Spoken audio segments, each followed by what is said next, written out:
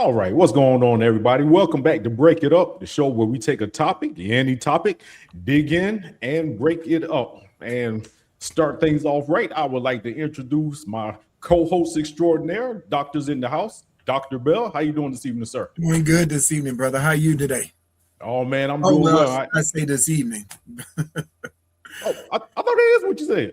Well, I said today, but then I said, well, it's evening time now. It's dark outside. No, we doing good. Yeah, we doing well. We good. I'm about to say, it ain't 12 a.m. yet, so we still call it day. Yeah, it's still, yeah. Yes, sir. I'm doing well. And of course, It's me, your man's J.K. Moore.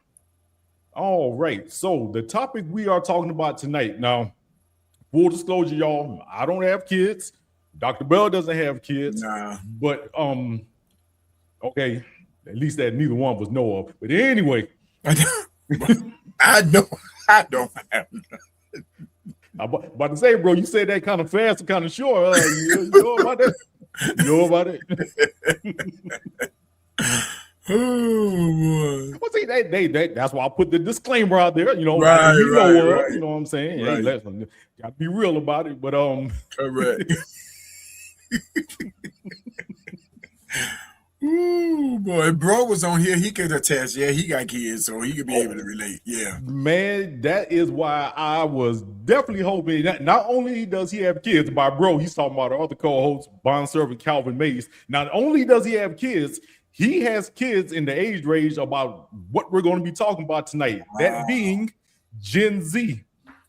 Gen Z. And for anybody out there who's like us, don't have kids, maybe not even nieces or nephews or anything, not familiar with that. Gen Z is the generation from 18 years old to 24 years old. Okay. So that's Gen Z. Pretty much they're the kids of our generation, the Gen Xers. So yes, sir. But came across a video that I was watching yesterday. And man, I was so surprised by what I was watching. I said, okay. I said, again, even though we don't have any kids, I said, it's still something I think is worth talking about. And the video and the subject was about how Gen Zers, not all of them, of course, but Gen Zers their parents are going with them to job interviews. Okay. Now, people in the comments across social medias and on YouTube and things like this, they were like, oh, okay, so what you mean is that their parents are going with them as far as they don't have cars and they're dropping them all to the job interview. No. Okay.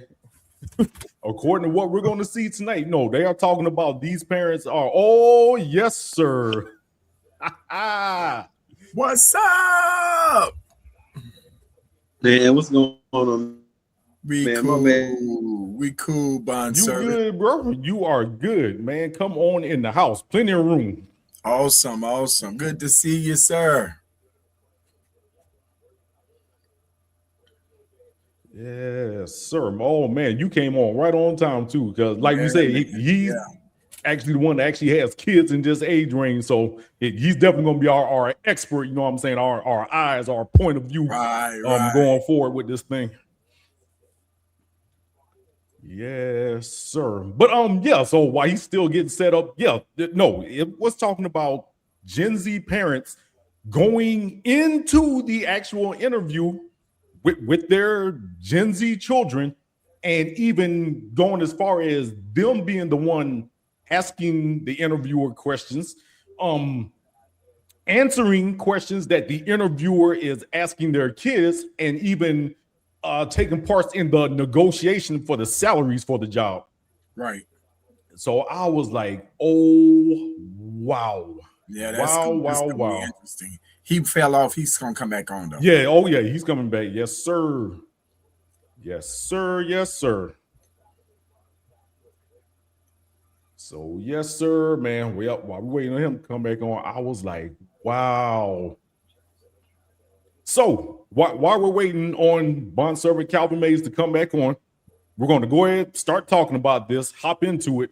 Now, a term that you're going to hear in one of these videos is helicopter parents. And I was like, what in the actual heck is you know what, man? I didn't realize exactly how much of the cultural lingo and things you miss out on when you don't actually have kids. Mm-hmm. I'm like, what the heck is a helicopter parent? What even is that? So hold up. Yeah, we're gonna share Helicopter this. kid. A helicopter parent. Yes.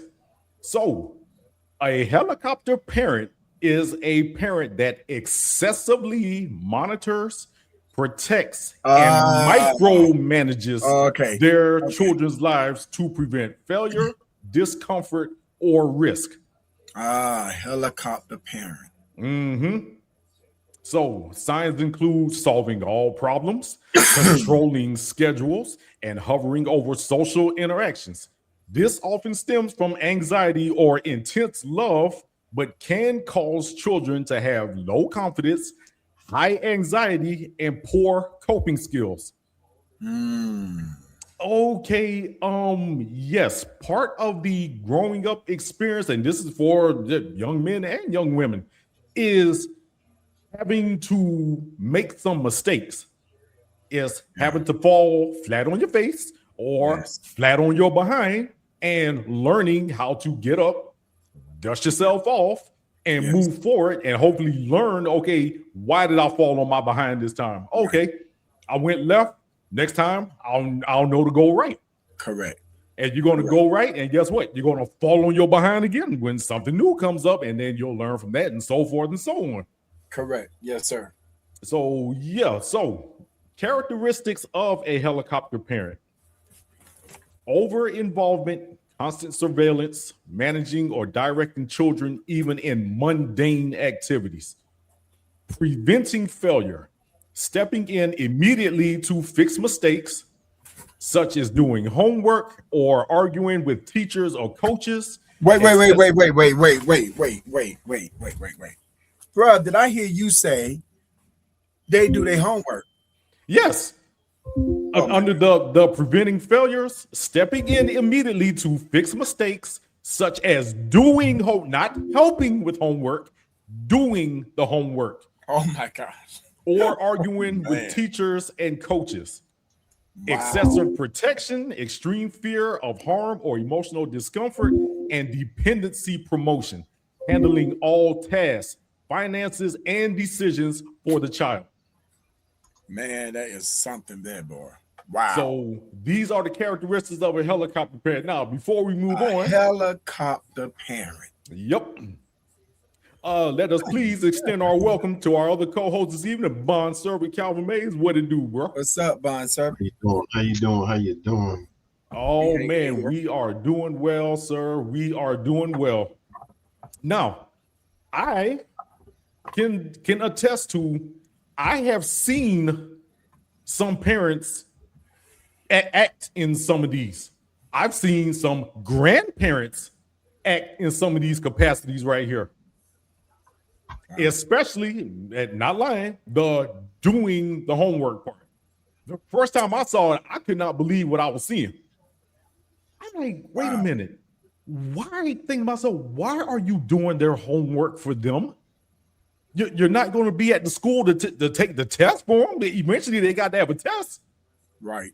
So it stands to reason the same parents that are doing the homework, okay, like I said, when that test comes up on that chapter or whatever, and naturally that child fails, then that same parent is going to be doing part two here. They're going to want to be going to the school, arguing with the teacher or whatever. Why is my child failing?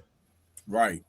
Why are you doing your child's homework? And on top of it, if you're the one doing the homework and your child is still failing and getting it wrong, okay, that's like a double slap. Like, okay, dummy.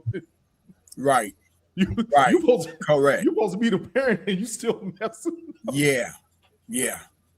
What sense does that make? Exactly. It don't make sense, and it's not funny. So before we continue on, if it ain't funny, what you laughing for?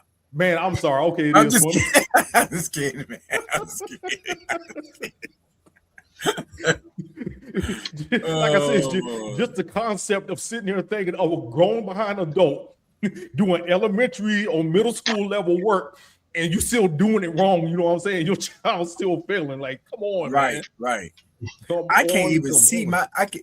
my mama didn't help us. It was like my grandma and all them. I can't even see them talking about doing my stuff.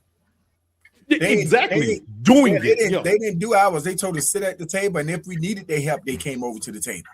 That's right. And before you ask them for help, you have better exhaust. Now, of course, when we were growing up, look, all we had was the textbook. We had the library at the school, and we were close to it. And you know, if and maybe your parents might have had a set of encyclopedias, okay, hardcovers. That was it, Jack. Okay, we didn't have Google and the entire World Wide Web at our disposal. None of that stuff. We had to go search that stuff out. You had to go search it out, and like I said, and you better have exhausted your search before you talk about bothering these doggone parents and grandparents, aunts, whoever, talking about jumping in there to help. I remember we used to go to the library, and they had this I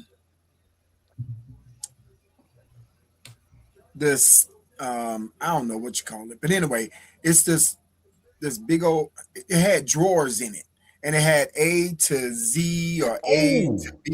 You had to pull that drawer out and look. Card catalog. Yeah, that kind of man. Shoot. Yes, sir. I don't even know if they still even have that in school. You know what? I seriously doubt it. I mean, shoot, these kids, and again, I've witnessed this firsthand. Okay, first like day or two of school, they had these jokers laptops. They're assigning them laptops to take home and do their work. Yeah, I'm getting ready to say, you know, when we went to school, we had school bags with books in it. They go to school now with laptop bag. That's it. Everything they need in that laptop. That is it, buddy. Laptops. And even if they damage them or lose them, it's like, yeah, okay, whatever. We'll just assign you a new one. Like, wait a minute, man, what? Man, it was, yeah. Oh, my God. Anyway, go ahead with your Yes, sir. Yes, sir. So, bond servant Calvin Mays, as the only one of us on here that actually has children from a wide age range, helicopter parent. Now, I can vouch for this man, and I can tell y'all he ain't no helicopter parent. But in your parental experience, have you seen or come across, or do you know anybody? Helicopter parents are pretty much a parent who does everything for their child, solves all their problems. Don't let them mess up. Don't let them get dirty a little bit. Just literally does everything for them. Oh yeah, seen a lot of them in schools. I got a lot of them. Oh yeah, they very. I would say they like a lot of them. I mean, control, of course, and then you're looking at I can't say if are they trying to live their life through them, or are they trying to make sure they I guess they look at it, they don't want them to fail, in other words, even though it's leading up to that. Exactly. So yeah, I see them a lot, a lot of them in there, and it ain't just range for little children, they go up even to high school,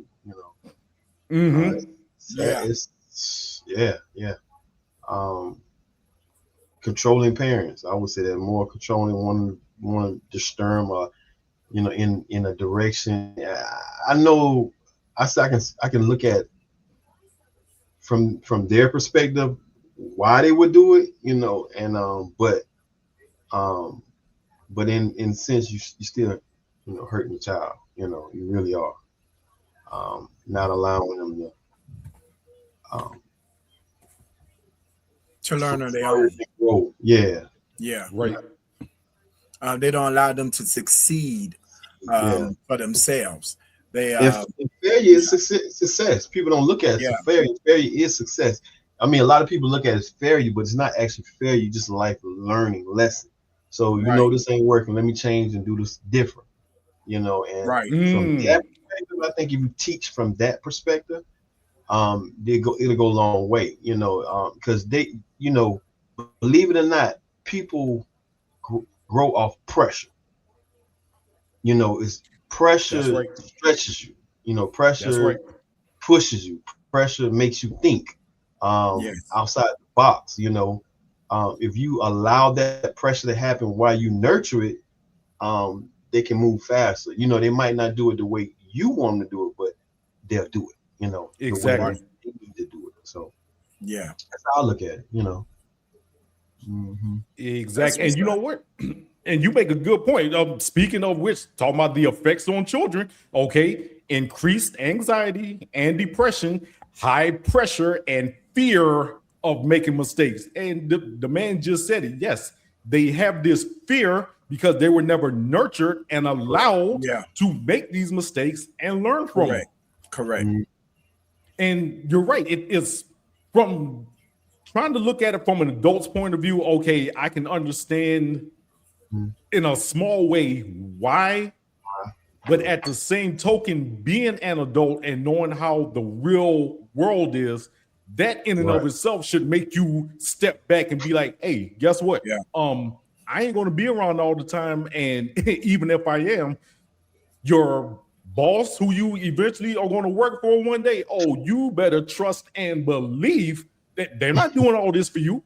Yeah. Right. Which is something we're going to see here in a minute. Yes. Poor coping mechanisms, inability to handle frustration or disappointment. Man, back in the early 2000s, there were two things that I heard that were going on in our society. And I said, this is going to lead to ruin for this generation. The first one being George Bush instituting the whole No Child Left Behind. Okay, for the longest time. For the longest time, look, if you did not pass those tests and make the grade, well, I know at least when we were going through school, I think you got 2 chances to make up that grade before then they would do what was called social promotion. But that wasn't something that you look forward to, or I mean, those were actually the kids that, I'm be honest with you, got picked on. If you failed one grade 3 times, okay, get out of here. So that, but then the whole idea of participation trophies. And for anybody who's not aware that they, again, in the early 2000s, they instituted this thing starting in elementary schools to where these kids would participate in different events, and usually more than likely it was some whatever little league sport they were in. All of a sudden it was, oh, there are no losers. Everybody's a winner. Yeah. I heard that. I heard about that. Yeah. Rose, I'm telling y'all, that was the one I said, that's going to be the one that's going to start the ruin right there. Right. Okay. Because let's take a little league football team or a little league basketball team. Say that child has aspirations to one day grow up, play in the NBA, WNBA, or the NFL. The problem is once you hit there, which they're literally called the big leagues, there is no such thing as participation trophies. One doggone team wins and one team is the loser. Yeah. And that's all it is. Okay. But just last week before, okay, we had the Super Bowl. Only one team takes home that Heisman Trophy. Okay. Right. Oh, I'm sorry, that the Vince Lombardi Trophy. That's the one they use for NFL. The Vince Lombardi Trophy. Only one team gets to carry home that trophy and hold on to it for a year until the next Super Bowl rolls around. They don't give those things out to both teams. No. And it's the same way on everyday jobs. You're either going to get the job and be able to keep it and succeed in it because you can do the work and excel, or you're not going to get the job, or you're going to get the job, completely fail, not be able to cut it, and they're going to end up firing you. Right. So, first of all, to me, this is all by design. All by design. It's just one of the tools that the scene behind the scene set in place to institute these types of things, especially the whole increasing the anxiety and depression. Because that gives you a whole new generation that you can put on anti-anxiety medications antidepressant medications. All they knew what doing this stuff was going to lead up to. That's why they did it. Right. That is why they did it. Yeah. But again, having a adverse or negative effect on the kids of this generation whose parents are doing this to them. And I don't even necessarily even blame the Gen Zers. Well, okay, they didn't know any better. They only know whatever their parents, teachers, whoever was raising them, whatever they were instilling in them from the time they were a kid. Right. But now, as we're going to talk about and see tonight, again, when that reality hits them, okay, after you get out of that 12-year indoctrination camp, i.e. public school, and then the next 4 years of indoctrination, i.e. college, and hit the bricks into the real world, that's why a lot of them, like I said, again, not all of them, but a lot of them are crashing out. They never developed any of this to deal with the real world. Yeah. And to be honest with you, a lot of them are not gonna. A lot of them are not. Because you know what's going to replace the parents? You know what's going to replace the helicopter parents? What's that? AI. Oh, good point. Not only is AI going to replace the helicopter parents, AI is going to replace a lot of the actual workforce, period.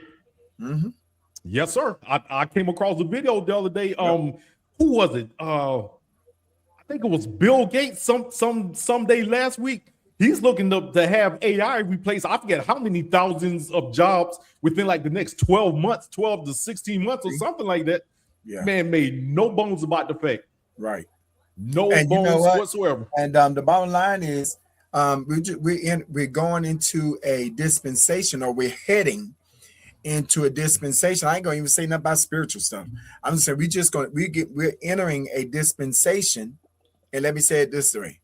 We're entering a Jetson dispensation, but we ain't gonna be able to, we don't have to do nothing. It's gonna be just like the Jetsons. We have cartoons and stuff. People have seen all that. This is where we had it. You ain't gonna have to do nothing. That's right. That's right. Yeah, you ain't lying, because the way that show came on, okay, it showed this Joker dropping off the family. He gets to the job, and first thing he does is throw his feet up on the console and take a nap. Yeah, we just got to the job. Ain't been there 10 minutes yet. Yeah, because the computers were, and one thing, especially now growing up, and especially in the last couple of years with everything we've seen and learned about AI, I said, you know what? The most unrealistic part of the Jetsons is the fact that who do you work, Mr. Spacely's? Spacely's company was even still employing humans at that point. I'm like, yeah. Okay, no, the darn computers would be running there. I'm like, even George Jetson wouldn't have a job at that point. Yeah. So yeah, I mean, you are absolutely right. Yeah. So I mean, that's really just really happening now. I mean, we already know it's happening, but it's happening now in the school. Students don't have to do but so much no more in school. They don't have to do too much in school. Now these schools looking at universities. Why? Why are they looking at universities? They don't have to do nothing. This may sound some type of way, but the only physical thing people in school and high school have to do now, the most physical thing is gym. That's all they got to do. That's going to be the only physical, mental thing they're going to have to do in school is gym. Because everything else is computer, AI, I'm just saying. And they're even trying to mix physical education out of there. Yeah, see.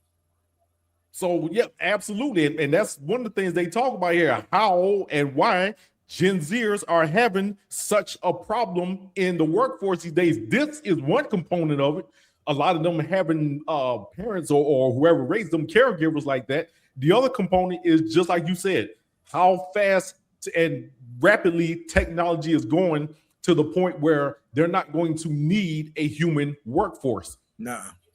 There just simply are not. And man, y'all probably would not believe how many, I'll just say, lively comments and discussions I get in with people online who try to tell me I'm wrong when I tell them, you realize this is the future, right? I tell them big corporations do not care about us.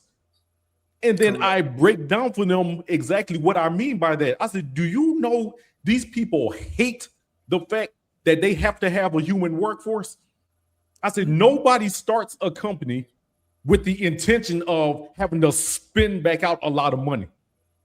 I said, once your company goes public, I said, investors and stakeholders and stockholders, they god darn well aren't investing in that company to spend a lot of money. Their goal is to make that initial investment and then start getting return off of that investment. In other words, make more money.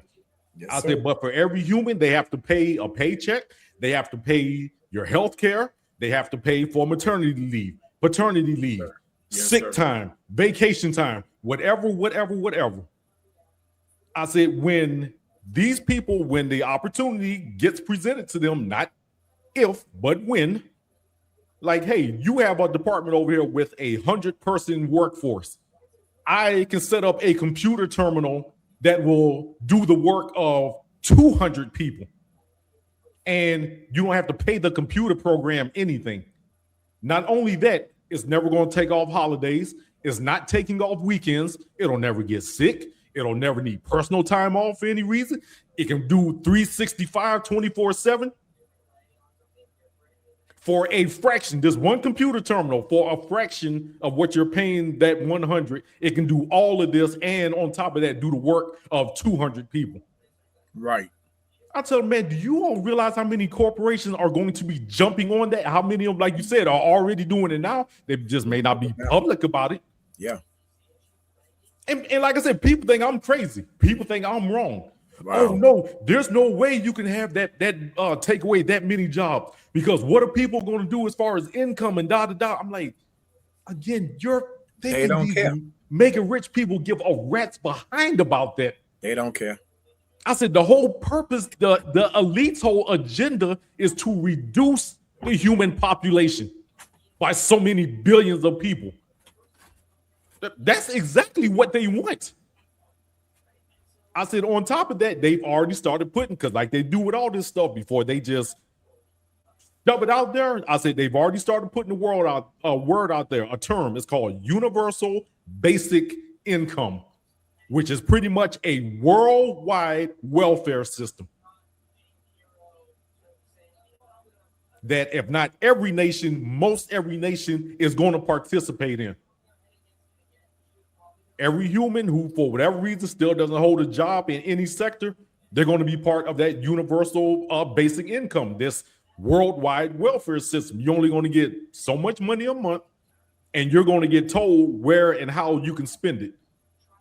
It just like people on welfare and SNAP and all those things, just pretty much like they tell them.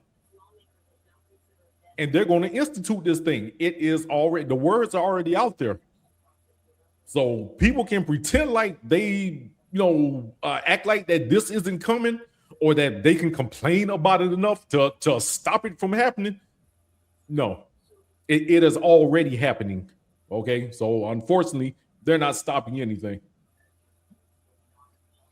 All right. Matter of fact, we have a tech expert right on here with us. Boy, Bondserv, you the star of the show tonight, sir. So please, if you would, just right quick, please educate these people on exactly not only where we are right now with AI, but let's just in the next 5 years where AI is going. I mean, like I told a lot of people, AI is not new. Okay, I work for the government. Exactly. See my background, so that way y'all, I work with the military. I work with secret organizations in the military. I've done different type of contracts with different companies, and so I knew, and just what my brother was saying, I knew that a lot of it is true where they're trying to replace humans. I mean, if you look at it, they just go into Walmart. If you look down Walmart, you can look down the aisle. Well, not down the aisle, you look where the checkout. You had like over 30, maybe 30 registers. Okay, so now they done cut those down. And I remember when I first initially went in there, they had in the back, it was like a prototype of what y'all do, like when you scan. So when I went back there, we went to fix it. So that's when I knew, and I told this young lady, I say, if I was you, I start looking for another job because y'all y'all are pretty much gonna get replaced. And so when they did that, that was in 2000. When I saw that prototype, it was in 2000 and I want to say around 18, 19, something like that. And then they implemented it probably like 5 years ago.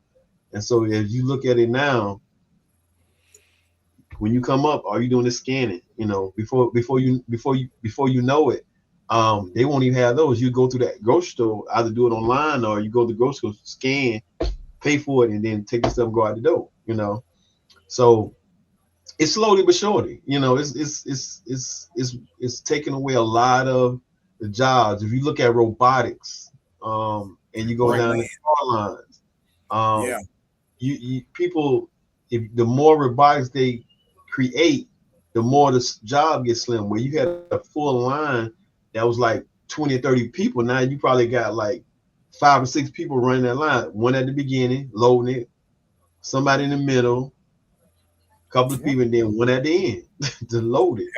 Before the end, as soon as it come off the line, it's gonna go straight in the truck and then out the door. Yeah. You know, so they have trucks now they're implementing this that don't have drivers. I mean, if we look at the cars, man, come on. So they're testing those out the cars now, and so the truck drive, they're doing the truck because what? Truck drivers going to sleep on the road. They look at that, even though you know that's not huge, but that's just something to give them fired and say, hey, this is what we're doing it for this reason. So one, the truck drivers don't sleep, they stay with the AI truck driver, you know, they don't sleep, they stay on the road, they keep going. So pretty much all they gotta do is pay for the gas of the truck, make sure the maintenance up, and just keep it rolling. Correct. You know, I hate to say that, you know, put it out there, but I mean, for you just to hear it. It's the truth, because I mean, cut you off. I mean, cut you off. No, you're good. You're good. Because right after I left Batesville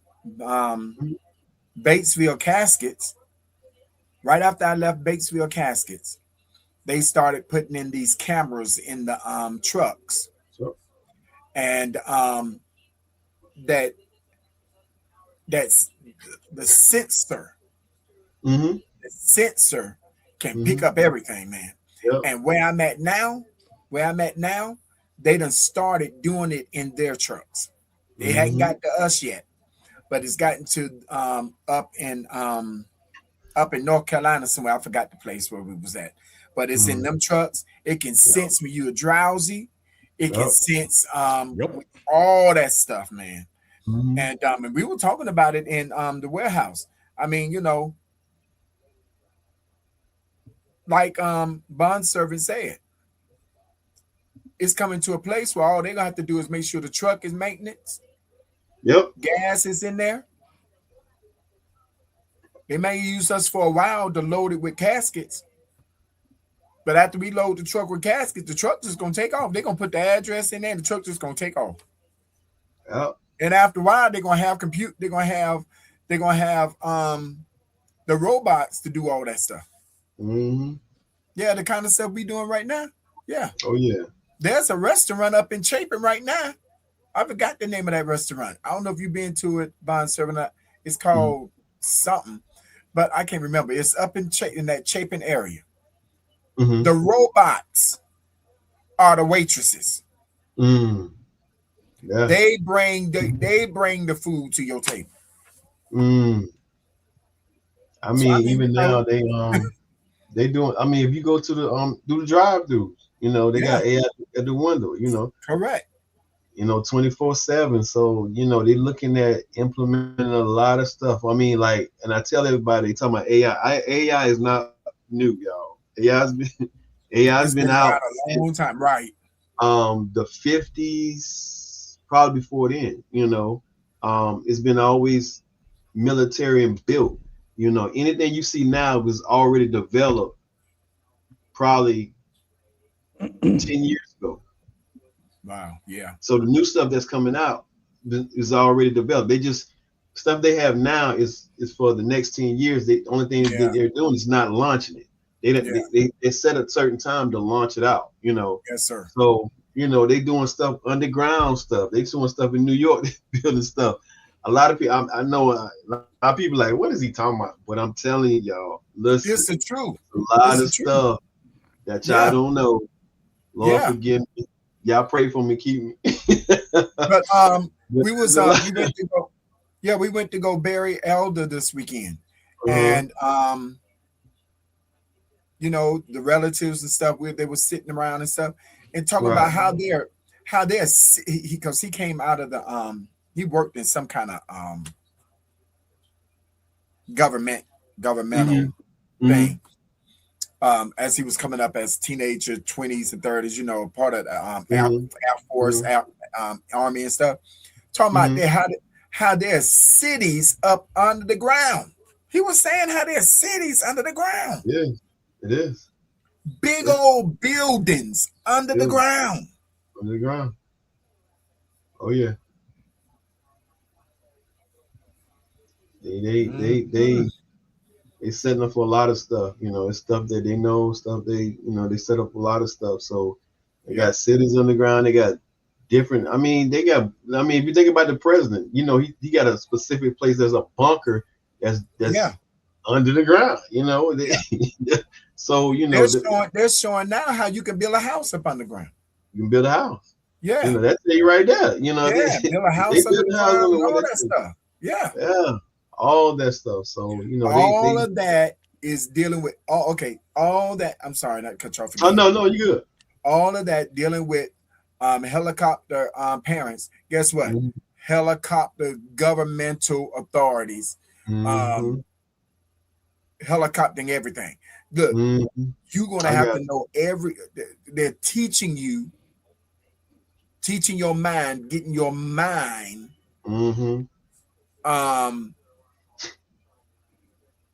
what's the word I want to use? Programmed to know the program, if that makes sense. Wherein all you have to do is mash buttons. Yep. And it's gonna be just like the Jetsons. Yeah, go to work and just sit back in the chair, and all you gotta do is mash buttons. Mash buttons. That's so, you know, I understand this helicopter parent thing. You know, they're getting generations ready and prepared. Oh yeah. So what I'm going to do right now is actually share a video that is actually talking about this very thing that we have been talking about, the challenges and issues for Gen Z. But one of the first challenges that they're experiencing, or that companies are experiencing, is Gen Z age people bringing their parents to their job interview.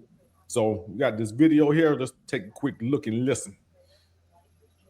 Now at 8:14, taking helicopter parenting to a whole new level. A new study revealing Gen Z is having their parents, get this, join interviews and even call their bosses. News Miami's Jim Barry went to a career expert about the alarming finding. Well, taking helicopter parenting to a whole new level. New data from resumetemplates.com shows parents are applying for jobs, joining interviews, and even contacting managers on behalf of their Gen Z kids. And they're doing it at high rates. Joining me now is Julia Toothaker, a chief career strategist with Resume Templates. Julia, I have to tell you, I was floored when I read this. Were you as stunned as I am about what you found? I was. I could not believe how many parents actually sat in on interviews with their kids, either virtually or sometimes in person. That absolutely floored me. So what are the employers saying about this? I can't imagine that most employers are happy about it. I think that it really shows the lack of maturity in the kids and the Gen Zers that are doing this. But I'm sure that there are some employers, especially of smaller organizations, you know, I think of those mom and pop shops that are probably okay with it, but I would not think that that is the norm. And what's the dynamic that's triggering this? Are kids socially awkward? Are the parents nervous that their kids won't get a job? What is it?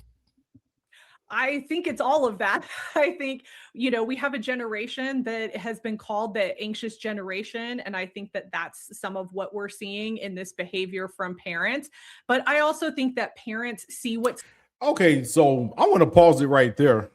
She said we have a generation that's been called the anxious generation. Now, in all fairness to this generation, okay, you had these kids coming up right around, let's see, what are we in 2026? Okay, yeah.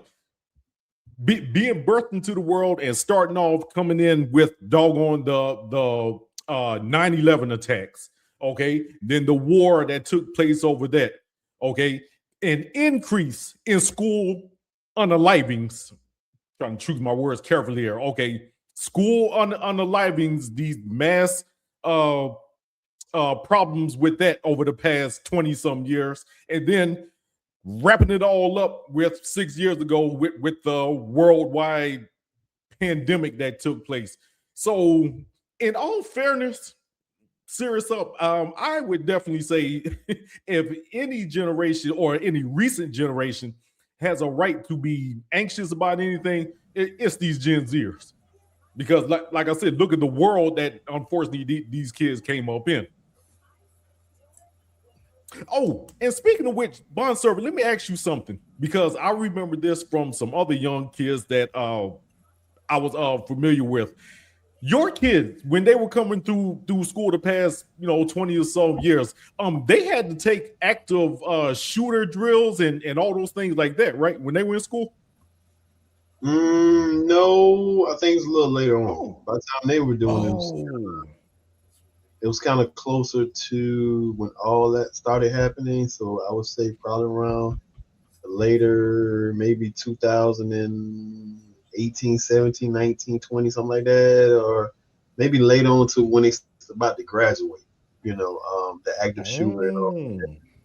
And I guess since the situation that happened upstate with the guy came in school, the young guy, yeah, when it started all that, by that time I think they kind of was on the way out, so the active shooter do more now than ever, so. And you know what? That makes sense, because unfortunately that we've had an increase of those things happening in the past several years. And man, I tell you, the first time I heard about this happening in the elementary school level, I was like, oh my God. I don't even think the big thing for us during our generation was doing tornado drills, when you would have to go out to the hallway and get down on your knees, cover your head and stuff. I was like, oh wow, I couldn't even fathom having to do an active shooter drill. But yeah, that's as he just said, that's what these kids are doing. Like I said, I knew kids who were doing it in their elementary school, active shooter drills. So yeah, like I said, I think unfortunately this generation, as far as being anxious, well, God dog it, they have plenty to be anxious about. So we can't even knock them for that. Right. Yes, sir. Going on in terms of getting a job, and they know that it's a lot more difficult. And so I think they think that they're trying to help their kids, but when in reality it's holding their kids back, because they need to be more independent in the workplace. I was just going to say, if I'm an employer and the mama shows up at the job interview, I'm thinking maybe this kid's not ready. Right. Exactly. I think most employers are going to think that way, especially when you get into more of a corporate space. You have to be able to act independently. You can't have your parents speaking on your behalf. Maybe in some very unique situations, they can call in if you're ill or something happens, but that's very, very rare. Yeah. Very quickly, is this a sign that the kids should do what I did, get a job when you're like 13, 14 years old? So by the time it's time for a real job, you're good? You know what? I think any kind of work. Yep. Go ahead. That being independent like we were in our day, the government then took that away from this. They have replaced it. I'm telling you, they have replaced it with AI. Yeah. So a lot. That's just what I'm saying. That's what I feel. Okay, they want them to do it independently, but yet all across the board, AI is everywhere now. Even where adults is, with marriages. I mean, just movies. I mean, movies are already out there. Even when it comes to choosing your mate and who you want to be with, and all so that independent part across the board, to a certain degree, that's gone. Because you're gonna have AI do everything. It's accessible to you for you to tap into that, and AI do everything. So you ain't independent of doing anything on your own anymore.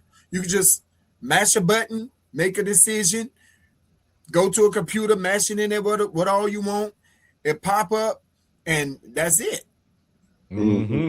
But that, I mean, she was just saying, and he was saying too, that if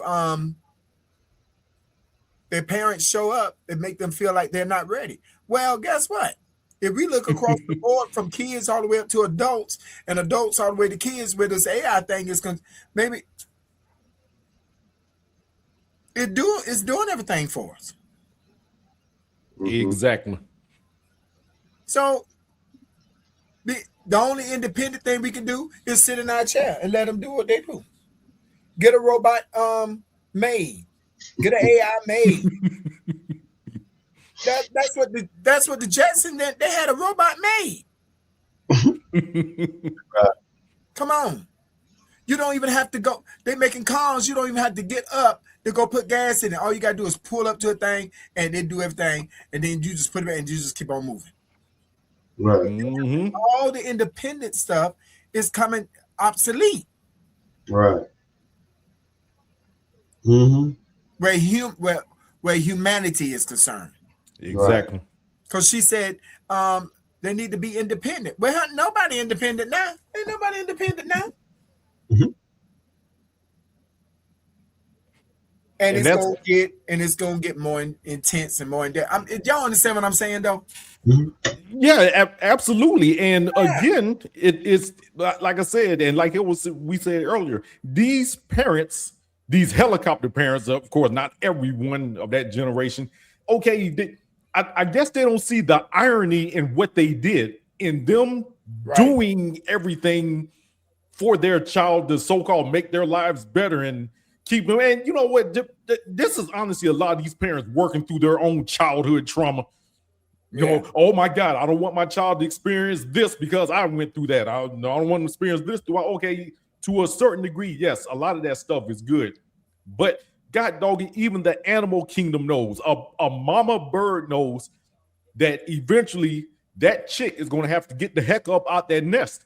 And the only way it's going to do it is it's got to learn how to fly. You got to push it. Yeah, exactly. And the first couple of times it's going to fall flat on its behind. Mom's going to pick it up, take it right back up, and it's okay, little baby chicken. We'll try again tomorrow. Right. She's going to boot. You gonna learn how to you gonna learn how to fly today. You gonna fly or you gonna die. You gonna fly or you gonna die. You one way or the other. And what they have done, what these helicopter parents has done, they do that up to some of them doing it up all through their adulthood, but they do it all the way up through a certain age. And when them kids get to a certain age, almost adulthood, you know who they gonna turn to? Who's that? AI. Yeah, because if mom and daddy die, they ain't around no more. They're used to someone doing it. Used to somebody doing it. They gonna go to AI. Either that, or they're going to go to the closest living person that they're familiar with, and they're going to expect that person to do for them like mommy and daddy was doing. Yeah, and that person ain't even doing it for with AI. It either that or they're going to be like, come from our generation or older, and like, are you out of your freaking mind? You're like 30 years old. I'm not doing all this stuff for you. What are you, crazy? Yes, sir. Yes, sir. So either way, it is not a good situation. But again, I feel sorry for the children because they grew up in a world that they didn't know any better. This is unfortunately how they were raised. And like I said, their parents ultimately, as they're saying right here, ultimately they did them a disservice. Yes, sir. They ultimately doing them and are continuing to do them a disservice. Yes, sir. You got to experience some failure. Bond service said it earlier. Okay, even failure itself is a form of success. Yes, sir. Okay, yes, I succeeded in learning, you know what I'm saying, what I felt that, okay, and like we were saying earlier, now I know not to do this anymore. Now I know how to go down this path and do that. So, I mean, man, it's unfortunate. And oh my God, I don't even think they're going to get into getting into the whole, because right now we're talking about parents showing up at their job interviews and pretty much doing the interview process with or for them. Can't even get started talking about relationships. Never heard of that before, man. That is just, whew. And apparently, okay, this is not anything new. There's people who've had videos out and articles about this same thing going all the way back like several years. Like I said, I had never heard of it. I haven't either. Yes, sir. Experience for younger kids is helpful, but also we want them to be in school and be students and learn as much as possible. But I do think that parents need to be guides more than coming in and doing the job for their kids. There you go. Land that helicopter and let them learn how to fly on their own. Julia Toothaker, thank you so very much. Right just like we were saying. Report. Thank you for having me. Yes, sir. Just like we were saying. You can't do it for them. You cannot do it all for them. It is not going to work. Yes, it is not. It is not. So I have one more article here on the website. Just want to skim through this real quick because a lot of people were saying, a lot of people were saying that organization that woman worked for, they were like, oh, you know what I'm saying, it's not reputable or whatever, because of their metrics. I'm like, okay, but yeah, and going and checking into it, yeah, they actually did interview a bunch of people, and yes, you know what I'm saying, it actually is reputable. Now, people were saying that because they were like, oh, they're trying to make it seem like more than half of the parents are going to the interview. Okay, even if it ain't half or more than half, okay, the fact that it's happening at all is really the crux of the issue here. Mm-hmm. So got this article here from the Times of India. Gen Z's parents are calling recruiters, joining job interviews, and negotiating salaries.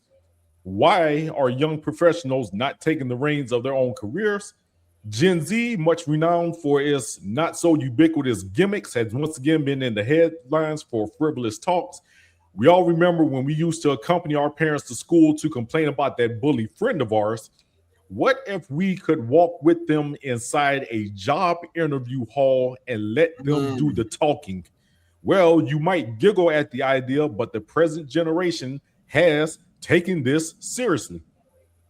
According to Zeddy's career co-piloting report, nearly half of Gen Z workers, 44%, say their parents helped write or edit their resumes. Okay, now, again, in fairness, when we're talking about the resume part and the cover letters for the resume, okay, that I don't really see such a problem with parents getting involved in, because their parents might have had several jobs over the year. Heck, whatever their parents do might be like an HR or a hiring manager position. Right. So of course they can help them craft the resume and tell them exactly what needs to be in there and what doesn't need to be in there to really make their resume stand out. So that part, yeah, that's completely understandable. More strikingly, 1 in 5 admits a parent has contacted a potential employer or recruiter on their behalf. And just that fast with the second sentence, no, that's where you're starting to mess up. Your parents should not be contacting these people. Your parents aren't the one who's going to be showing up for that job day in and day out. You are. Yes. Okay, so will talk to your parents seems to be a new normal for the corporates. The question is not only how it is changing the colors of boardrooms, But the concerning point is the over dependence of the present generation on their guardians. Getting a job earlier meant adult enough to handle responsibilities. But the situation at present is definitely not a rosy picture to be cherished, but a murkier one, where everything seems to be uncertain. At a time like this, parents are turning into saviors for their kids. Yeah, that is not good. So the numbers underline the scale. 44% received resume help, which, like I said, as far as the resume portion, don't really see a problem with that. 21% had a parent contact the recruiter. Definitely have a problem with that. And 20% had a parent join a job interview, 15% in person, and 5% virtually. And there we go. I just never heard of that. I hadn't heard of such. I might not heard of nothing like that before. Man, I tell you, so it goes on to say it is easy to mock this trend as helicopter parenting, but that would be simplistic. Many Gen Z graduates entered adulthood during a pandemic, watched hiring freeze overnight, and saw stories of, here we go, AI reshaping industries. Their caution is not entirely misplaced. Okay, so I'm going to call them out on this last paragraph. Okay, again, I already gave it up to them. You know, they had to come up during the pandemic, had to deal with that. This article is from today. The pandemic has been over right around 6 years ago now. So can't really use that as an excuse. But the Saul stories of AI reshaping industries, okay, yeah, we know that's definitely, again, feeds into it. But either way, how does that equate to you're still needing a job and you're still having your parents show up? Your parents can't do jack about a pandemic. They can't do jack about hiring freezes, and they can't do jack about AI reshaping industries. Yeah. So, in other words, to use that as excuses for why the parents were there, no, man, no. Wow. At least, you know what I'm saying. In my opinion, I don't think that doesn't fly. Yeah. So, the confidence gap at the negotiation table. Okay, negotiation has always been uncomfortable, particularly for first-time job seekers, but the data suggests that Gen Z may feel especially underprepared for conversations about pay and benefits. Parents, many with decades of work experience, are stepping in to fill that knowledge gap. This raises a pressing question. Are parents empowering their children or delaying their independence? There is a thin line between guidance and substitution. Advice strengthens confidence. Direct intervention can weaken it. Okay, again, how many we're talking about the job interview process. How many jobs are actually offered to that candidate, like right then and there on the spot? No, you take what is talked about in the interview, especially the salary, and you take that and you go home or back to your apartment and you contact your parents then and be like, hey, this is what they're offering for this many hours, blah, blah, blah, blah, blah. This still does not equate to having your parents sitting in the room, the office or whatever with you, doing the talking on your behalf, negotiating your salary. Wow. And you know what? Again, maybe it's a generation thing. Maybe it's a not actually being a parent thing. I don't know, but what they're trying to use here as, I'm not going to say excuses for them doing this, but what they're presenting, okay, for why this is happening, is not making sense to me. It is not making sense. I remember my doggone dad offered to come sit with me my first day of college. I'm like, yeah, no. Yeah, I'm a doggone 18, you know what I'm saying, big. And heck, I was about maybe 60, 70 pounds heavier than I am now. What my big rusty behind look like having my doggone dad sitting in the college room with me? Right. Man, please. So yeah, I like how they ended up here. Advice can strengthen confidence. Direct intervention can weaken it. Yeah, your doggone skip, it can weaken it. If I'm the hiring manager or the HR person, your mom or your dad decides to jump in and tell me that what I'm offering you for the salary isn't enough. They think it should be more. For an entry level position, because remember now we're talking about but primarily entry level. Like, oh, okay. Well, thank you so much for your time and coming in. We'll get back to you and let you know.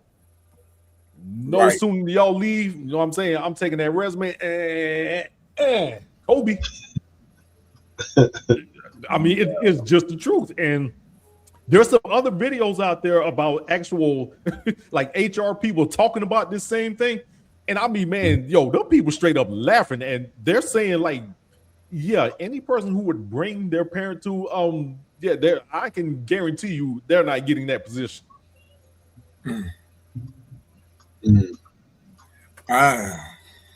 So wow.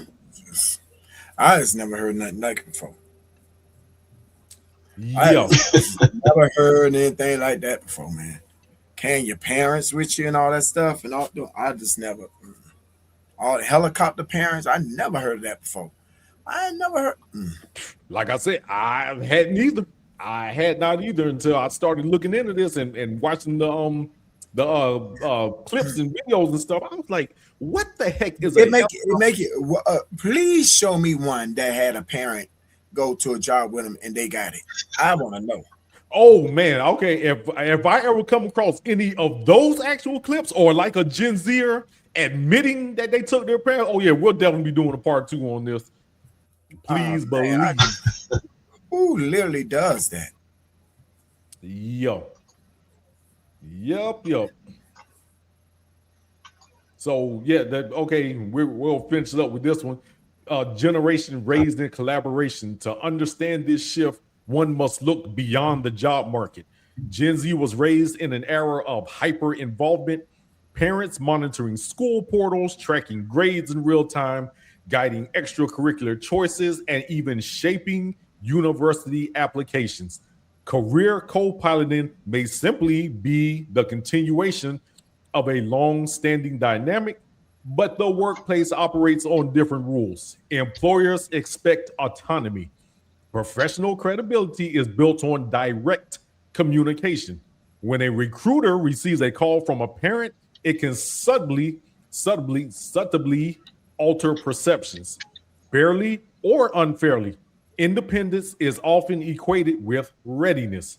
This is where the generational tension lies. Parents see involvement as protection and mentorship. Employers may interpret it as immaturity. Okay, just like the recruiter said on the video we were watching. Exactly. Right. Exactly. Wow. So yeah, there's a whole lot more to this article, but man, I'm telling you, it pretty much comes down to the exact same thing.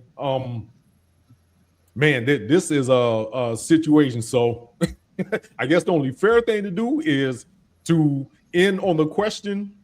And I'm pretty sure everybody already knows our answers to this.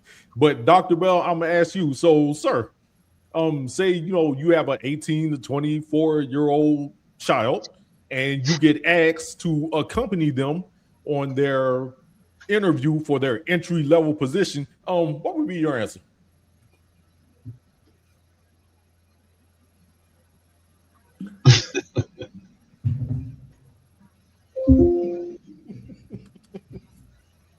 This is my answer right there. I'm gonna be looking at them just like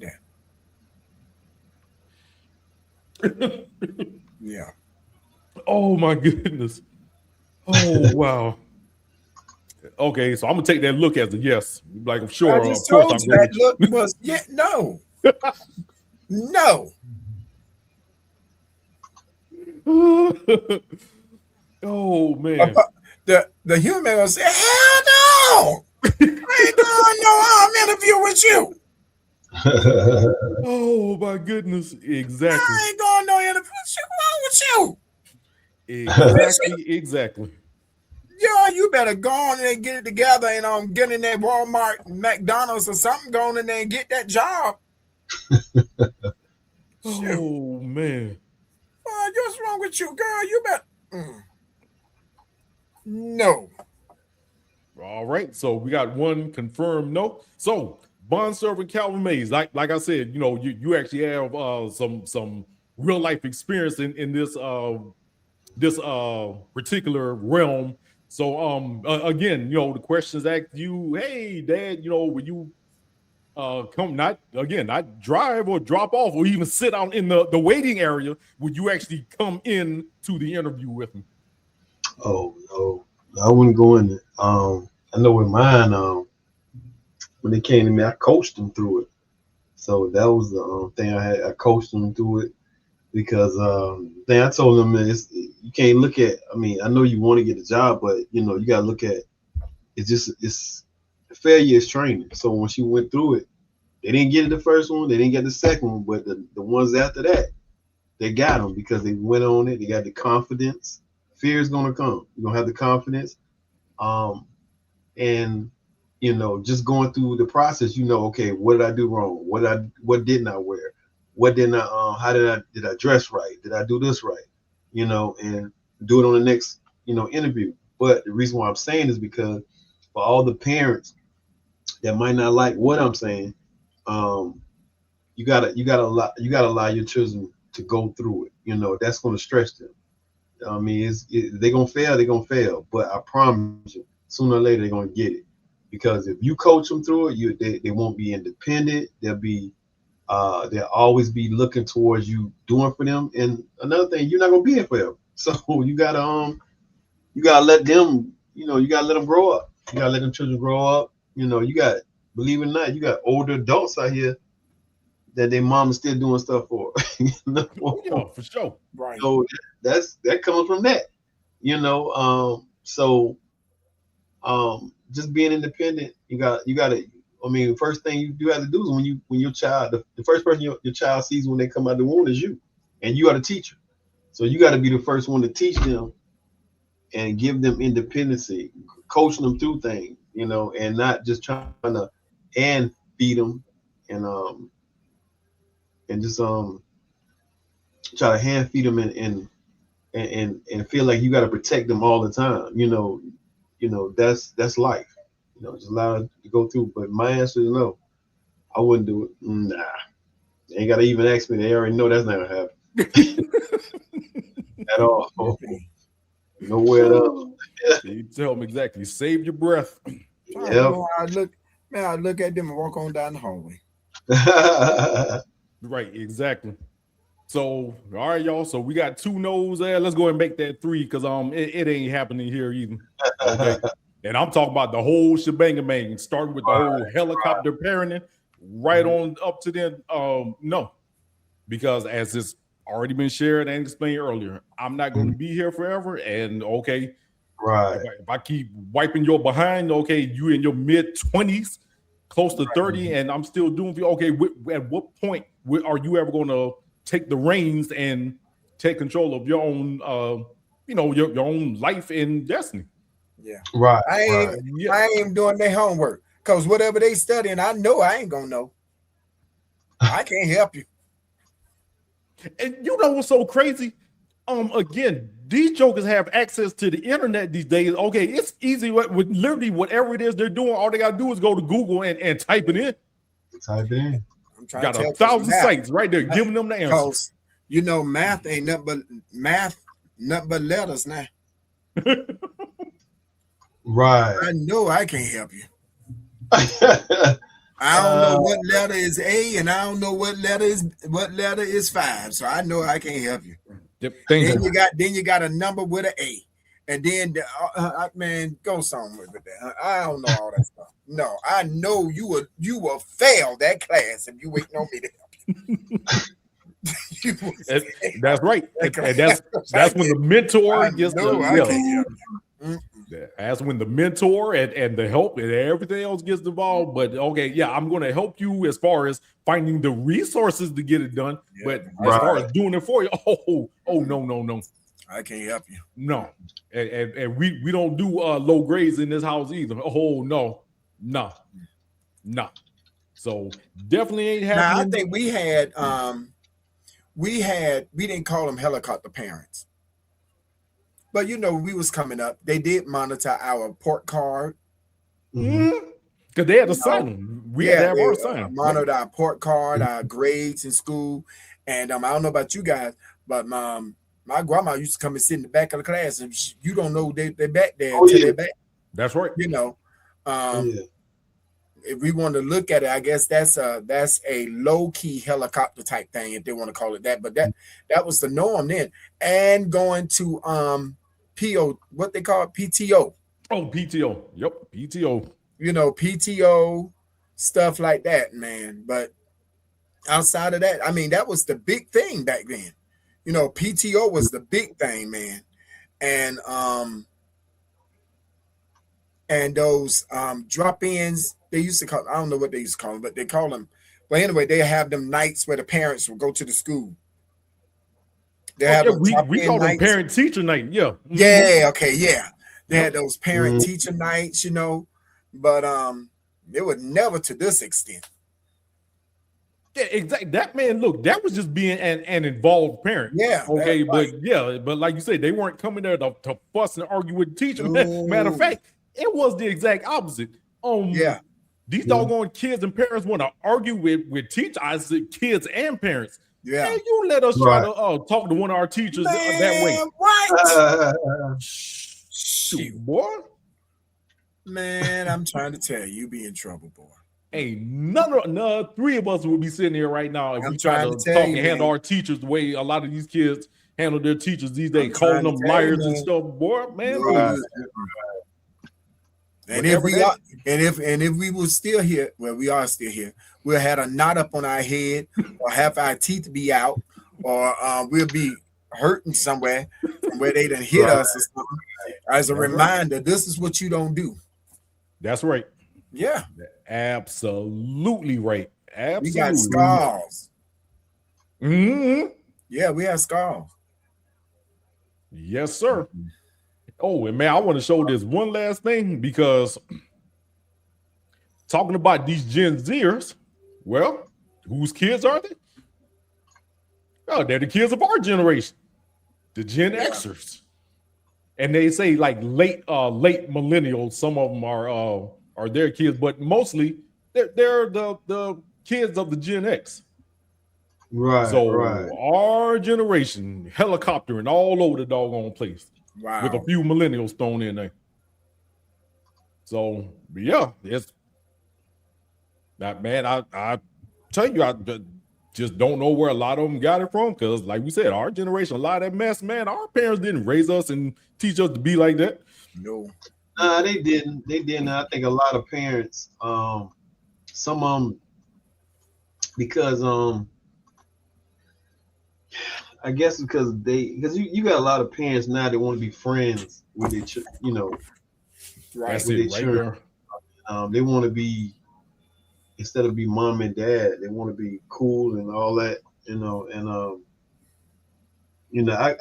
don't get me wrong, I chop it up with them and I talk to them and we talk and stuff like that, but I should, but then they also know that I'm dad, That's right. That's mom, and so they I guess a lot of them, because a lot of from the 90s, we grew up a certain way, they ain't play, we didn't get a lot, but they want to give them everything, they want to give them everything. Oh yeah.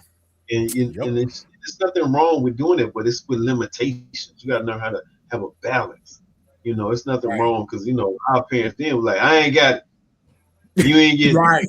I was just saying that to somebody. I said when I was coming up, mom would be like, no. I don't care if they do that. But now I'm looking at my nieces and my nephews. I'm looking at my nieces and my nephews and my nieces and nephews' children. Mm-hmm. Oh yeah. You got a big old box in there right now full of toys. And I'm looking at my mom and be like, who you? I Exactly. don't know this woman. That's Yeah. right. Oh yeah, they When definitely do it. when those And grandkids those come, grands. and then them great grands and stuff, I'd be like, I don't know who you is, and they get away, as they would say, they get away with murder. Get I away be with looking at like, everything. who is you? I remember we did something, we got jacked up. Boy, that's it. That is it. My nieces and nephews and they stuff doing now, it's just as quiet in the house. They just, I said, look like, what the world? All right. Let me go ahead and wrap this thing up. All right. Oh, all right, good people. Well, y'all heard it here. Helicopter parenting, Gen Z parenting inside of going with them inside the interviews, negotiating salaries. Okay, and whether or not any of us would also do the same thing. So we had 3 no's, absolutely 0 yeses. So hey, it is what it is. But anyway, if you all would please do all that good YouTube stuff for me. Make sure to like the video, comment, subscribe to the channel if you haven't already, and definitely share this with somebody else if you would. And if you want to listen to this episode again on the go, then you can find the audio versions of it on iHeart Radio, Amazon Audible, Spotify, and Spreaker.com. Just type in the words, break it up. Both versions, video and audio, are completely for free. No subscription cost, no membership cost. And God willing, we will be back here next time to do it all again. So, fellas, any last words from anybody?